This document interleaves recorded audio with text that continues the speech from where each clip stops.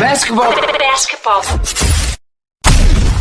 It's time to strap in and get ready. The Insight NBA team is in the arena, bringing you the ultimate play-by-play on who's hot and who's not to help you win your leagues and dominate your mates. You're now hooping with your hosts, Matty G, Skitty, and Mally for the Insight NBA show.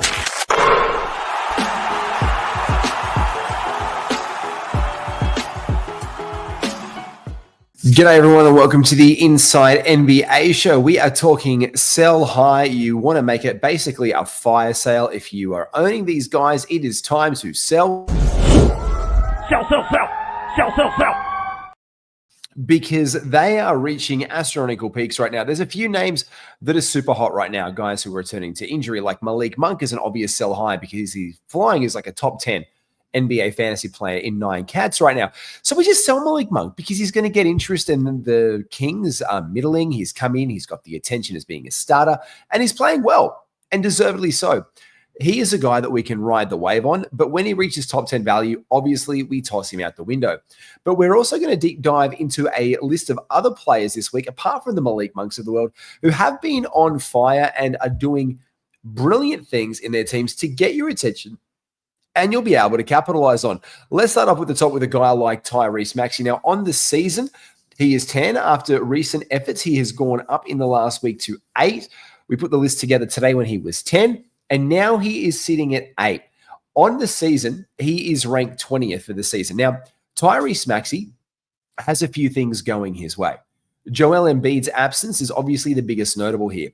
In this regard, it's not that we want to sell high on Tyrese Maxey, but what can we flip him for rest of season that we could be expecting to get a top 10 return? We all know that the Joel Embiid thing is pretty much the narrative of the Philadelphia 76ers for the year. He has not been great by any means when he is shut up on the court. Paul George playing a lot better as well. But they are the Philadelphia 76ers and they need to make a run. Maxey needs to be very, very good. And over the course of the past week, he has put together some absolutely exceptional numbers. He is averaging almost 30 points a game, 3 rebounds, 7.7 assists, and 3 steals avoiding that. Now, his field goal percentage has been atrocious. 405, I don't see that being what it is for the rest of the season. So obviously you take this week's sample size, it is what it is, and he's still doing this. He's still top 10 with almost a sub 400 field goal percentage, which shows you the quality of all-around game that Tyrese Maxey has been having. But again, we know that Joel Embiid is going to come back. We know that Paul George is going to get more of that lion's share of the ball. We are yet to see the 3 of them go. So if we start looking around and we start looking for round 1 guards, look, yeah, maybe he's a top 20 player. Maybe. Probably. He was around the 20s last year where he finished off fair and well. But what is he going to realistically be this year? I don't think it's top 10. And that's where he has been on the current week.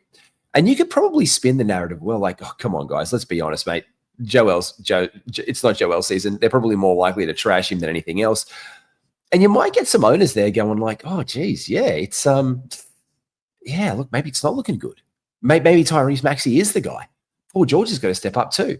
And you might be able to flip that into someone in the first round. And guys who are flying, let's be honest, like Jalen Williams and all these other first-round blokes, they're probably good options. Could you package him with someone for a Shai Gilgeous-Alexander? Yeah, you probably could as well. Could you get back into the rounds of the Devin Bookers around that area? Yeah, and Tyrese Maxey last year finished as the 19th player. So again, can we capitalize for a round 1 player? We probably could do something really good here. Could you package him up with someone really nice, another mid-round guy, and make a play for like a Wemby or a Jokic? Just think outside the box a little bit, because when people are seeing guards perform like this, they get enticed and absolutely allured to them. And then there's the opposite. There's the guy who isn't the starter necessarily speaking. You get the guy who is not the best, player on the team. He's not the superstar that's getting the early season award accolades like Jason Tatum. Instead, the bloke's name is Peyton Bloody Pritchard, and he has been playing out of his mind. In fact, he has been the number 1 ranked player this week for the Boston Celtics. He's actually at the end of the week right now. He has come in at 6 currently on the week. Jason Tatum is at 17. It is Peyton Pritchard's world, and we are just all living in it, ladies and gentlemen. 26 points a game. Hand on my heart, no analyst out there, not even myself, saw Peyton Pritchard getting in there for 26 minutes a game. This has been all on the fact that they've played 2 games over the course of the last week. Peyton Pritchard's played 3, so he played that game where a lot of the key stars sat out, and he went absolutely bonkers. So his value right now is buoyed by that, but he continues to play really, really well. Again, it's indicative, though, of where he is on the season. He's the 51st ranked player. So we're not trying to trade for anyone back on that. But when he's reaching first round levels, it's absolutely time to sell high on a bloke averaging 26 points a game, 5 threes, 6 rebounds, a steal, plus 500, 550 from the field goal, and 900 from the line. It is sell high on blokes like Peyton Pritchard, one of these unforeseen superstars of fantasy that we've had over the course of the year. He is setting it at an absolutely blistering pace. And another guy. Now, look, let's just say we didn't expect great things. We accepted what's the old Mark Latham politics here thing? You say, conga line of suckholes, something like that. I don't know what it was, but we didn't expect very good things coming out of Chicago. But yet, for some reason, Nikola Vucevic has absolutely risen head and shoulders above everyone on the season. He is 10th on the season. Over the course of the last week, he has been the 21st ranked player. But again, this is the opposite of the guy like the Peyton Pritchard, who's hot for the week. Whole season value is further up. Vooch has been a top 10 player on the season, and he's been 21st in the week. Now, again, this is just showing you that he's fallen off from that level for the course of the season, just slightly, but he's still been absolutely insane. And Vucevic owners out there, I know a couple of blokes who are owning him in deep leagues, and they had just been like, yep, absolutely stoked. My pick of the draft. In the last week, he is coming in now, even after today, at 16th. He's moved up from when we put the list together.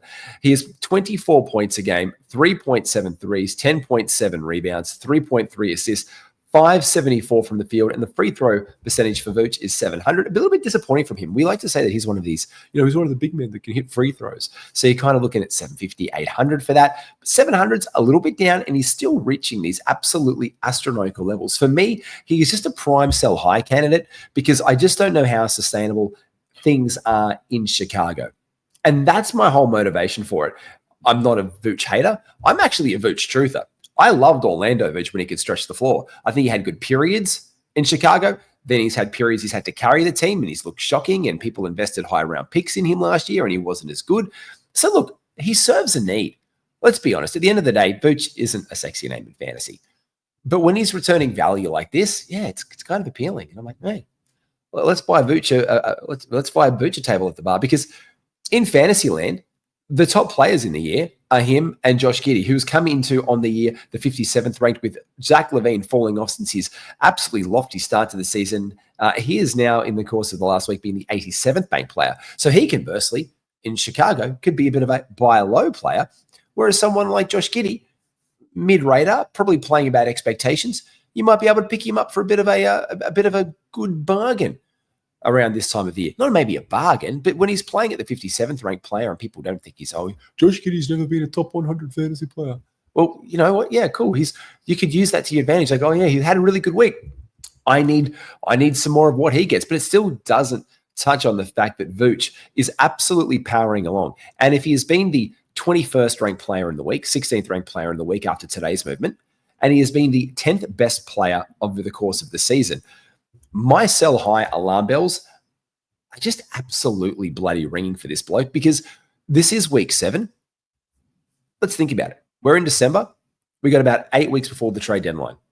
So we're about halfway through something that could go awry in Chicago, and they just blow that entire team up. The fact that you're seeing names behind him like Damian Lillard, Franz Wagner, James Harden, Sabonis, Kyrie, Jaren Jackson Jr., Josh Hart. Again, like I mentioned earlier, like Peyton Pritchard, one of these late round superstar studs of drafts this season in Josh Hart. Kristaps Porzingis on only his 3 games, Jalen Johnson, and again, Tyrese Maxey, and guys like Don Mitchell. Yeah, I start looking around the board and I'm like, Jesus, Vooch doesn't belong there. And maybe he belongs here right now, but it's not long for this world. And someone who's not long for this these recent lofty heights is someone who on the season has been the 69th school giggle ranked player, but this week he has come in at the 23rd ranked player. We are talking about one Jamal Murray. He has played a heck of a lot better over the course of the last week. Jamal Murray, even after today's action and reshifting, has gone up to the 19th player. So when we put this together, he was 23rd. He's finished the last week after his 3 games for the Denver Nuggets at 17 points a game. Now, how does he get there? How does he get to a top 20 player or only that? It's buoyed by the 1.33s. Okay. Not bad. You can pick that up. You can pick 17 points up off a waiver guy who's hot for a night and 1.33s. But what it is, it's the 2.3 rebounds, the 7.7 assists per game, the 2 steals, the 1 block, 3 stocks coming from Jamal Murray with 500 from the field and perfect 1,000% from the free throw line. He's only getting around 2 attempts a game, but he is absolutely done a 5,100 over the course of the last week in the 3 games. This isn't sustainable. Of course, people miss free throws every now and then, but 500 for Jamal Murray, I don't see it. I don't expect it, but he has been red hot. Now, why it's an interesting sell high is that because you look at the broad range of stats, the steals, the blocks, the 7 assists, these are sexy numbers, especially when you said how many, you sell it, you package it in a nice little Christmas bow. I've got the tree beside me. Let me tell you, I could put Jamal Murray under the tree right now and say, look, bow it up really nicely. Look, how many guards do you know getting almost 8 assists a game, 2 steals, and 1 block? Oh, wait. Tell that to the guy you're going to sell him off with. And look, you can even then package like, look, and his offense is down slightly because he's been passing the ball. This is an easy 20-point game guy. And the Nuggets, to be fair, need him to be a 20-point plus game. 2.5 threes. He's only at 1.3 the past week. So that's down for me. The points are down, but everything else is really, really attractive. And I absolutely think Jamal Murray moves into the sell high territory over the course of the past week. And another point guard alumni here that is a very curious entry. And this is what I like for Ja Morant. Ja Morant this week has been the 33rd. Final rankings today have him at 28th on the week. And on the season, he is 82nd.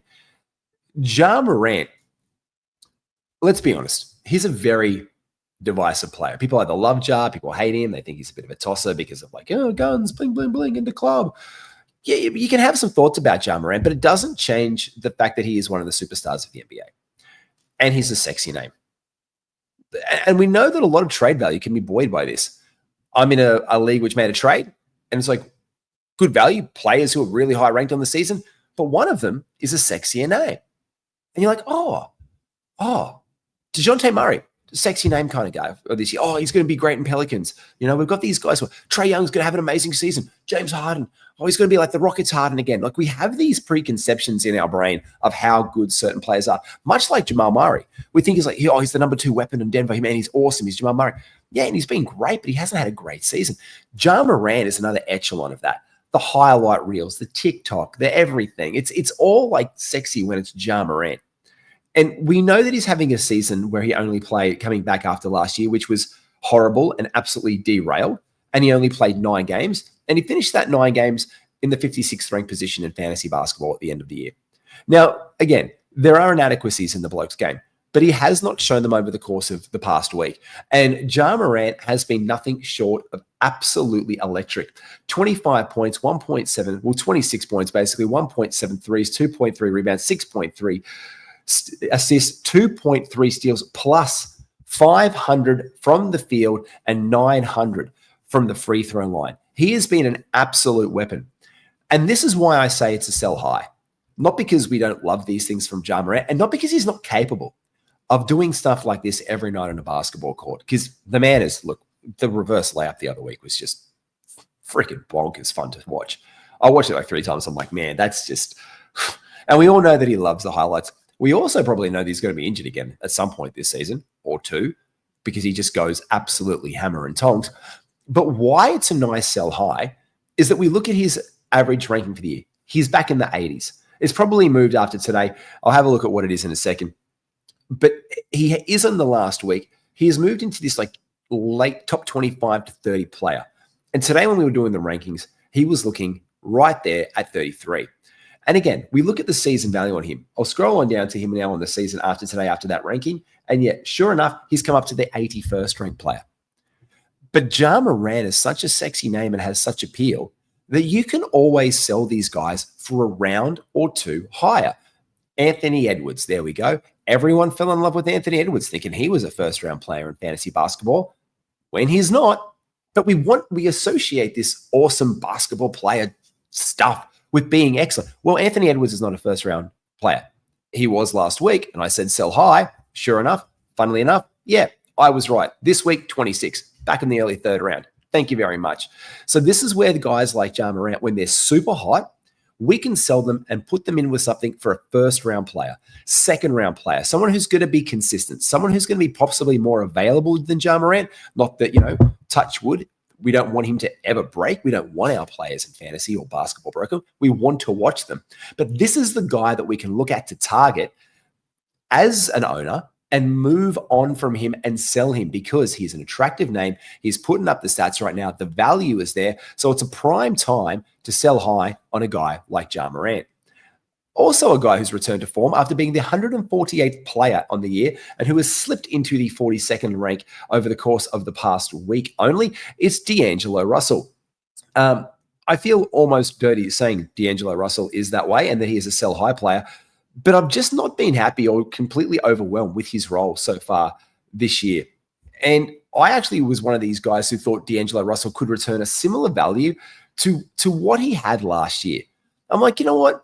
New system, new coach, needs to spread the floor. JJ Redick loves to spread the floor. This guy has a license to shoot threes. He was a lot better from deep last year. They need spacing around LeBron and AD. It's obvious. I thought there was going to be some more room.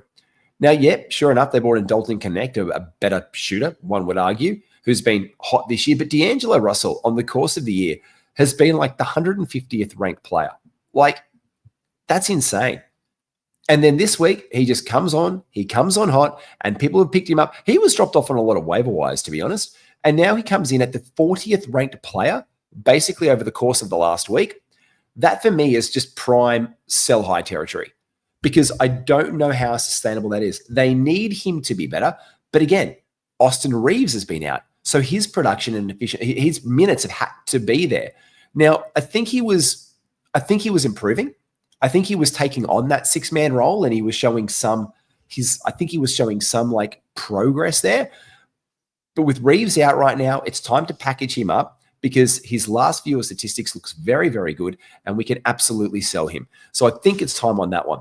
And again, buoyed by injuries and outs, much like our next guy, Nick Richards, absolutely huge. Nick Richards has had a wonderful return after his injuries. And this week he has slipped into the 37th rank at the end of the week, 43 here and 70th on the season. Now he's only played those 2 games. And of course we've added him if he didn't. He's averaged 17 and 10 since coming back. But LaMelo Ball is out, tick. Miles Bridges is out, tick. And the tenured starter who's risen like a zombie from the grave, Mark Williams is on the bench. And Mark Williams played his first minutes today, only 8. They were limited. But that means that Nick Richards is not long for the minutes that he's playing. And when Mark Williams is healthy, this guy's value is going to be diminished. So let's make sure that we're keeping our eyes on him in our leagues. We're grabbing him and we're moving him on in a nice little package deal to consolidate value. I'm going to hit you with some names because this guy had an absolute stinker of a game today and he made the list earlier on. We've got Anthony Simons from the Trailblazers. Let's see if he can have a bounce back game later in this week to pull up that value because he was trending in the absolute right direction for me. He was the 11th ranked player this week until today's game and he stunk it up a little bit. And that dropped him down. And when you have games like that, it does blow your value. And he was playing a lot better. Now, if he can put another string like that, let's put Anthony Simons on our sell high radar, much like his teammate, Denny Advia. Denny Advia has absolutely played his lights out recently. He had another great game today. Earlier before this, he was the 22nd ranked player. He slipped back to 31 at the end of the day, but he was the 120th 9-ranked player on the season before this one. 18 points, 2.8 threes, 5 rebounds, 4.3 assists. He has absolutely moved beyond stream territory into must-own territory and a beautiful package guy. He is a guy that we could put in Beautiful package guy sounds really dirty. I shouldn't say that much. But he is a guy we can partner with, someone who looks very appealing right now, and it's absolutely going to get us better value back out. Much like Ochai Agbaji in the Toronto Raptors, he has been a top 40 player this week, and we know that Emmanuel Quickley is a couple of weeks out. We know Kelly Olynyk's coming back. We know that Bruce Brown is coming back. Ochai Agbaji, probably a late season streamer, but a nice guy we can put in a package with someone else whose recent performances look absolutely outstanding. And let's wrap it up with this one. Guys who are still on fire. There's two names here we're looking at. Last week, they were ranked 47 this week. Last week he was 57. This week he's 47 because Luke has been out, PJ Washington. And last week, Cam Johnson, I know, was 24, but this week he was the 53rd ranked player. Cam Johnson has still been absolutely fine, and he's getting more attention right now because Cam Thomas is out. So this Cam has had to have more of the attention and the offensive focus on him. He hasn't. He's slipped back, but he's still the number one name in Brooklyn. He's still putting up stats, and you can see here he's fallen off on that value rank, but he's still the guy in Brooklyn. And that means we can sell high because people are still looking at him going, wow, career year, Cam Johnson. And when that's the narrative, we can make that work to our benefit, and it's perfect time to sell high. That's all you need in under 25 minutes, as guaranteed. Big shout out to our sponsor, The Standard Squeeze. Use promo code IFS15 for 15% off all your gear, especially for Christmas. The 4-on-1 travel cups are absolutely brilliant. Get onto there, check them out. Make sure you like and subscribe to all things Insight. We'll see you soon.